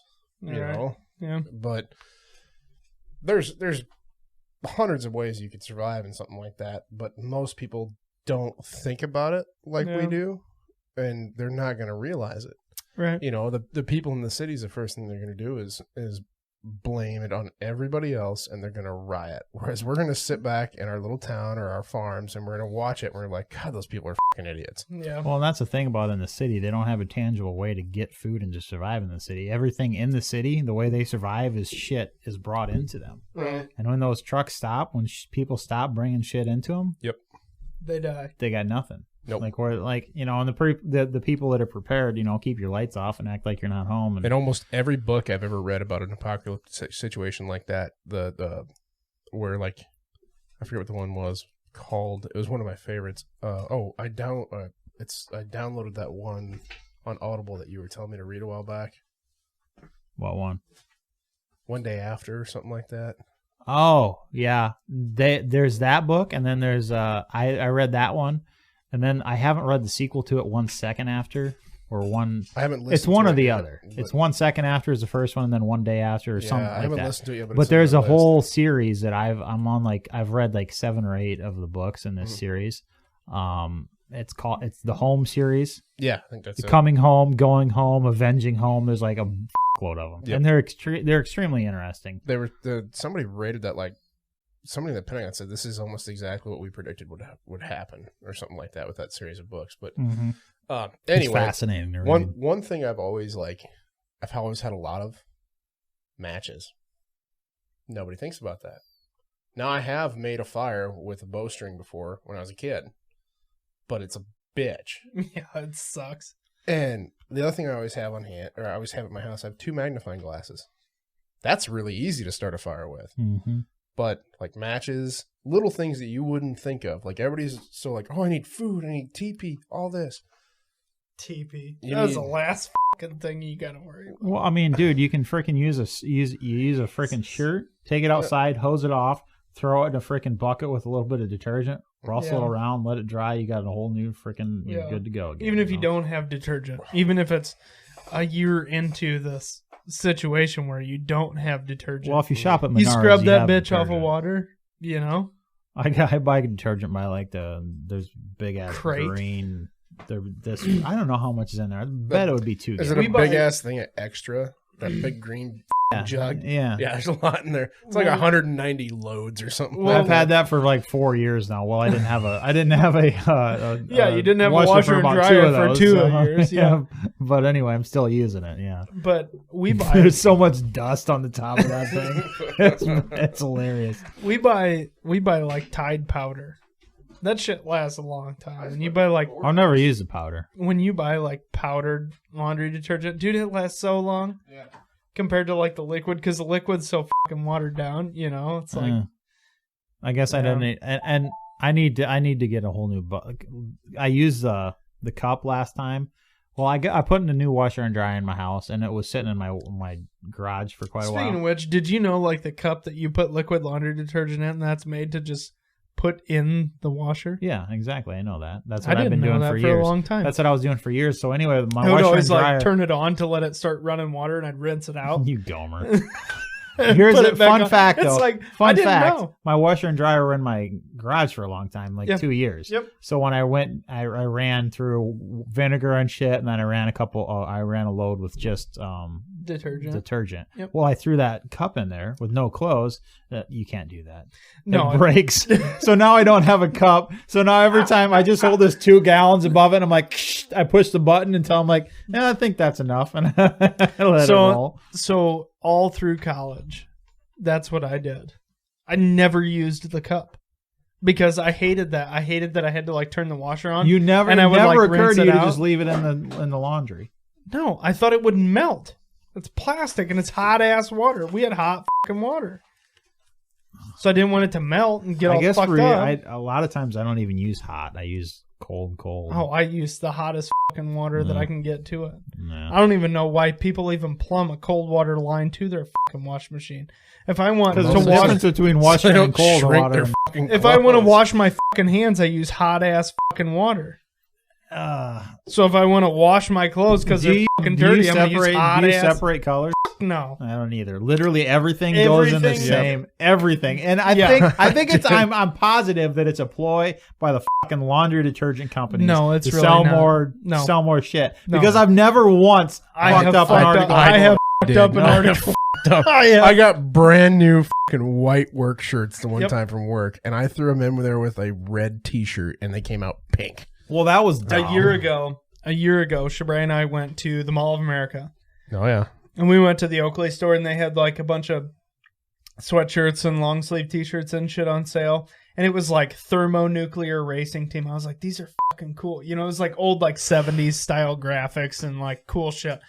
And I was like, man, I'm going to get one of these long sleeve T-shirts. So I got one. And then I did the laundry and totally fucked them up. It was like $35 long sleeve T-shirt, you know, white long sleeve shirt. Threw it all in the laundry, did all this shit, was washing all these new clothes that we got. Yeah, there was red shirts in there, and I used hot ass water like an idiot, and all my brand new shirts were bright pink. It was like, oh, neat. Toad, are you coughing over there? Huh? Are you coughing over there? No. I'm not. Did you hear him cough? No. Did you hear him? I heard him cough. Hold on. It's awful sounding. All right. Let's take you out back. We can't have none of this You shit shoot me with that BB gun, I will stick it in your fucking dinky one and pull the trigger. Well, no. All right, boys. I don't know. As far as what would you do, chicken farmer? Yeah, I would. I think I'd be okay for a while. Yeah, for quite a while. Yep. But there's a lot of shit that like there's a lot of shit that you don't think about. Like you say you'd be okay, but there's a lot of stuff like that you don't like even freaking think about. And that's the same way with me. I'm not just saying you. Right. But like I say, I could be good for 3 months, but it's like, what have I not thought about? Here's the thing, though. The other thing that I have for him, it's pretty easy, and for you, I guess it's pretty easy. You know, even if you had your girlfriend with you, or if you didn't, you know, you guys are. It's 1 or 2 people, not that. Well, I would not that much. I would food. be concerned about my folks. I have a prepubescent child. I have a prepubescent boy who does nothing but eat all day long. Yeah, you know, so like my food, I have I have to keep stock a lot up of on food. ranch. Feed them some grass with a little bit of ranch on top of it. Dude, Keep his them full. chickens would be the first thing to go. Oh, he would be so mad. I don't think so. Like, I don't know. He knows so, they're for eating. Yeah, and it's funny because he is very the opposite of like my nieces. My nieces, you have to tell them it's chicken nuggets or, it's like white steak is what we used to tell my nephew. Yeah. So like you can't tell them what animal it is. Like you can't say it's a pig. It's pork, white right? steak. So it's like it's pork. He would eat chicken with A1. Yeah, so it's like it's pork, right? It's not a pig. It's pork. I'm gonna have to use and kids don't get long it. pig. Hey baby, you want some white steak? God. But like my nieces are very they don't want to know what animal it is because they love animals and they're they whatever. But my son, he is very I have to know what animal it is. If you say it's steak, he won't eat it. It's cow. Oh, I'll try it. And I think that's from when I shot a deer. It's Peppa Pig, bitch. Right. When it's pig, he's like, oh, pig is bacon. I like bacon. I like pig. So like if we have pork chops, it's pig. Oh. Man, those. And he just whatever like, that he Asian loves it. marinade you put on that pork chop. Mamacitas. Oh, Ooh, God, that was buddy, good. that's good stuff. I got a whole jug of it now of the marinade. I'll have to give you some. But yeah, it's really interesting. Like it's funny that he needs to know what animal it is. And I think that's because of like when I shoot a deer, he helps me, he's in the room when I'm skinning it. He sees me clean it. He knows what's going on. Yep. And that very first night that I cleaned that deer in front of him and he was like helping me. He was like holding the legs while I'm like peeling the hide off it so it didn't spin. Yep. And he's like all interested. I was like kind of worried about it. I was like, I might fuck this kid up, like sawzalling a head off of a deer in front of a 3-year-old kid. You know what I mean? Way of the world, man. I know, but he totally got it. And then he saw me like take the hanging tenders out, like the inside tent, loins out. Oh boy, I'm getting hungry now.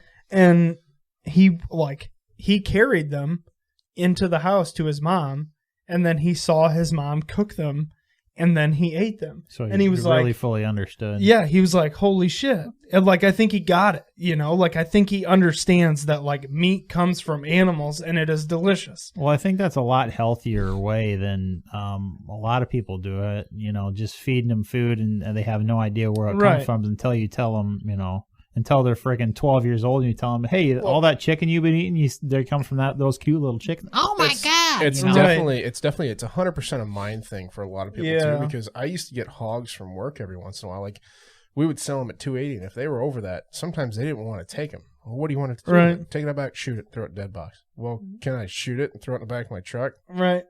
Sure. Yeah. So I remember one time I came home and I was like, Dad, I got a 315-pound hog. He was like, yeah. And we hung it up in the tree in the front yard of Mom and Dad's farm, and butchered it. Mom wouldn't eat it. More for the rest of us. It didn't starve. We're eating pork chops my for dinner. sisters wouldn't eat it. Nothing. It didn't come from the store, so we're not going to eat it. That's ridiculous. Well, why not? Well, you killed it. So what does it matter? Well, at least you fucking know who killed it.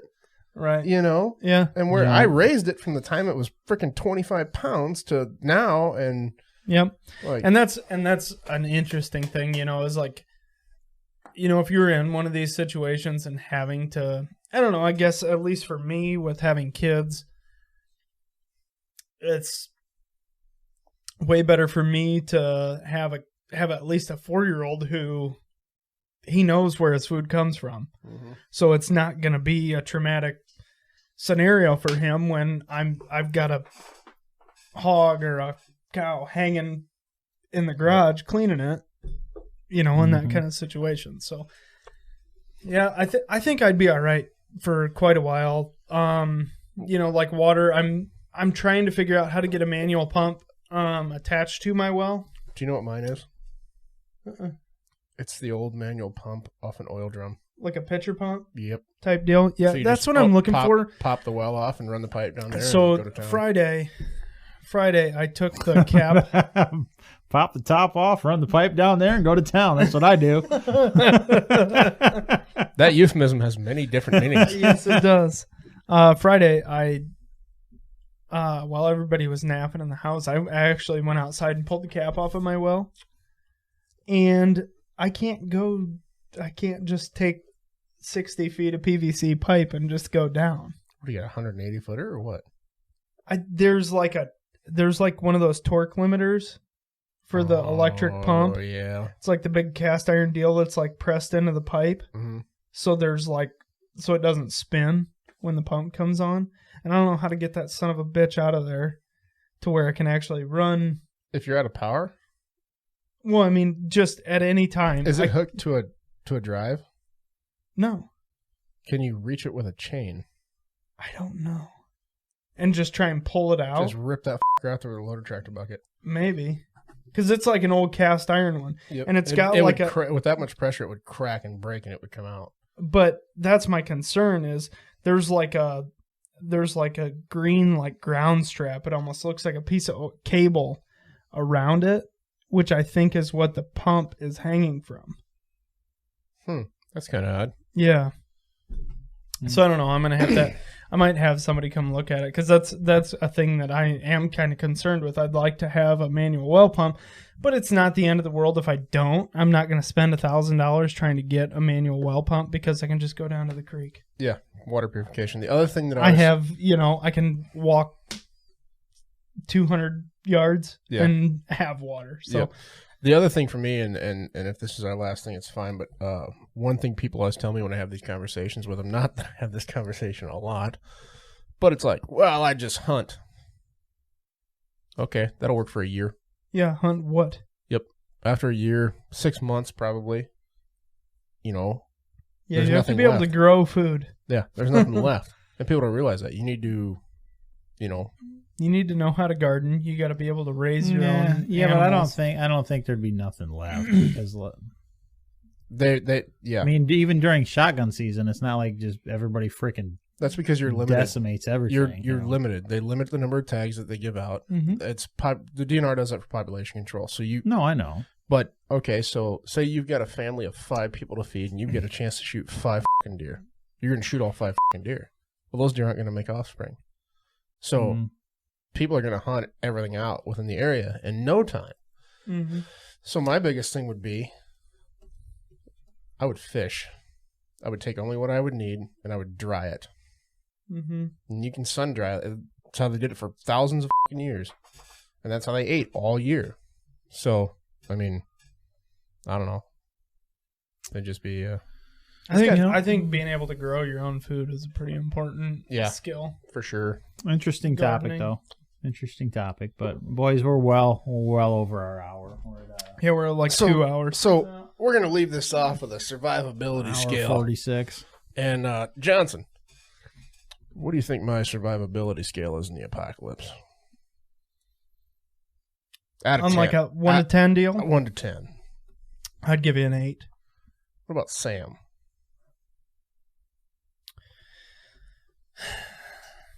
Sam, I would give an 8 if he gets out of town.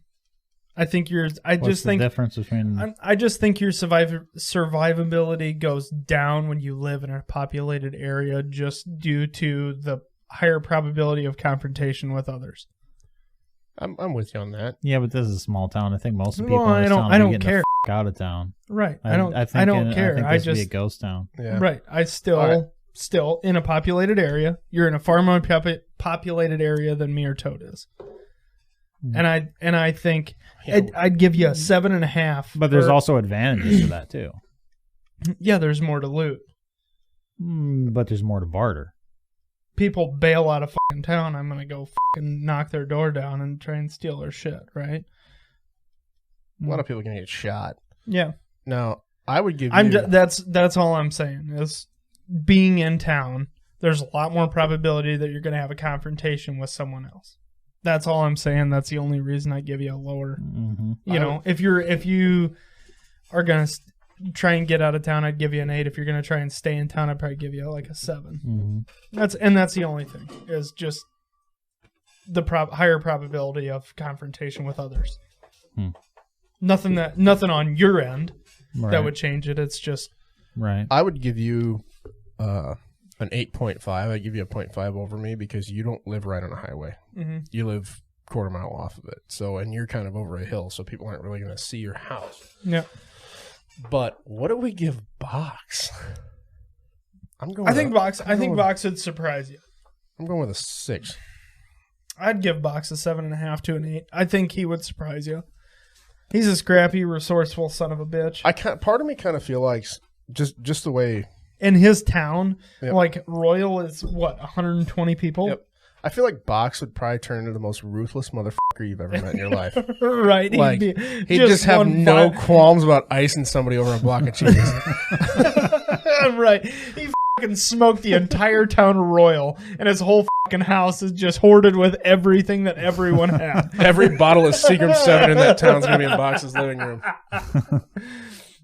Oh, Box, we love you. You just went from a 6 to a 10, buddy. Yeah, Box, we love you. You might be a ruthless motherfucker. We don't know. Well, good thing he's my brother. He can be on my side. He can come down here and there you go. We can run. Start Kingsley. cleaning. We can run Kingsley together. The worst part about it for me and Johnson, like if we did want to see our families, we would literally have to walk 15 miles. Well, Johnson, how far from town are you from here? What are you walking? 15 for? miles. You have vehicles. I'm 10 down the gravel. Unless they EMPs. Yeah. Mm-hmm. Well, gas is eventually going to run out. I still got vehicles. Well, dude, I'd go steal you can retrofit vehicles to run on wood. So, yeah, it's a motherfucker though.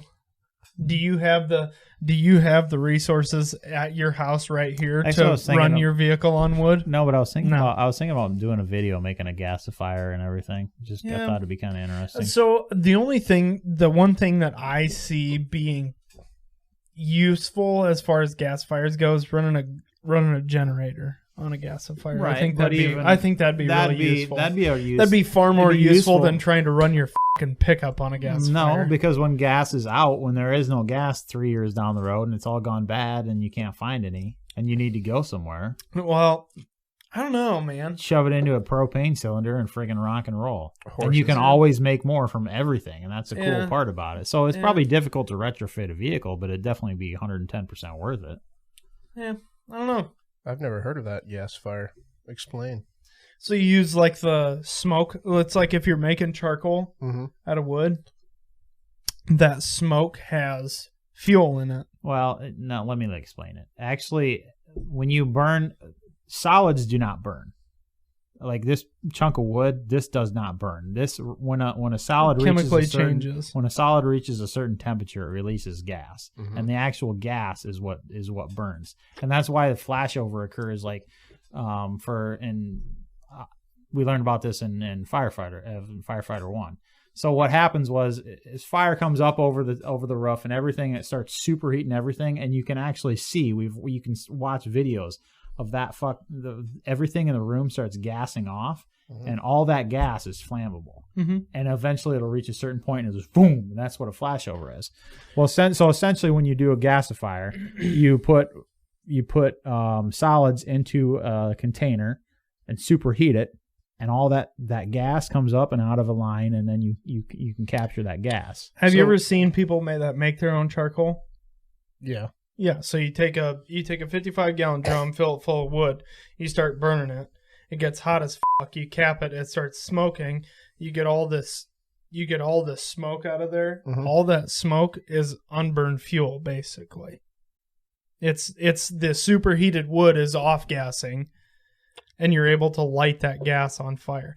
That's why, like, when you in your garbage fire, you ever notice how there's like smoke for a foot above your garbage and then it burns up here? That's off gassing, and that's like gasifying. That's the same situation. Yeah. How would you pressurize that though? You don't have to pressurize it. That's the thing, is like there's tons of videos out there, check them out, of like people running lawnmowers and generators and shit gasifying wood. They just take wood and they basically get a super, super hot like bed of coals, and you start putting wood and shit on it, and you tube all that gas to like the carburetor, and it'll run just because there's that much unburned fuel basically in that smoke. Huh. It's dirty as shit. Like, yeah, I would imagine. Yeah, right. But there's a difference between the smoke and the actual gas too. Yes, and you can actually and there's ways to filter that out. More than it's more than wood. It's literally any material. Well, no, right, absolutely. But that's going to be the most prevalent fuel source that you have. And what's interesting, like even we off gas shit at a certain point, and that's one thing we learned. I would believe like you a flashover. Shit. Like a flashover is, if you're involved in a flashover incident in the fire service, you don't survive. You're dead because everything in that in that room starts on fire, including you and all your shit. It's kind of like an FAB then, like a fuel air bomb sets the actual air on fire. Similar, kind of, yeah, pretty much. So, but because the air has the correct concentration of fuel, right. And that was one thing that we learned in fire. Like, most people don't realize that. Like, and it's there is no air at that point. I thought it was pretty fascinating to learn. But anyways, guys, it's been a hell of a long episode, and we're rambling and going in all sorts of off topics, random directions. It's fun though. I have a favorite quote that I would like to say. What's that? Yeah, I don't know. It's kind of dark and terrible, but. Jeez, we were trying to keep this lighthearted. Like about gutting people or something. Go ahead. All right. Do your outro then. I'll tell you after. Okay. It's from HL Mention. If you guys know who that fella is, you probably know what the quote is. Oh boy. Anyways, guys, it's been a fun episode. It's been a long one. Box, hope you're back next one. We had fun without you, anyways. But we did have fun. Nobody bitched at us. I hope you guys everybody stay calm. I understand this is a high stress situation for everybody, but this too shall pass. America's a hell of a strong country. We will all get through this together. Look out for your brothers and your family members and your friends, and help those in need. Help those for sure. Absolutely. Who need it. If you've got extra and you can help somebody, be that person. Yep. Absolutely. So, yeah, it's been a fun one, guys. We appreciate you sticking around. We love you. I'm sure we'll talk to you in another couple of weeks, and hopefully everything is blown over by then. But if it's not, we'll still be here for you. Hell, we'll do it we'll do it remotely if we have to. Yep. But so, guys, we love you. Until we talk to you next time, remember, life's short, live free. God bless y'all. Cheers. See you, fellas, ladies, gents, kids, everyone.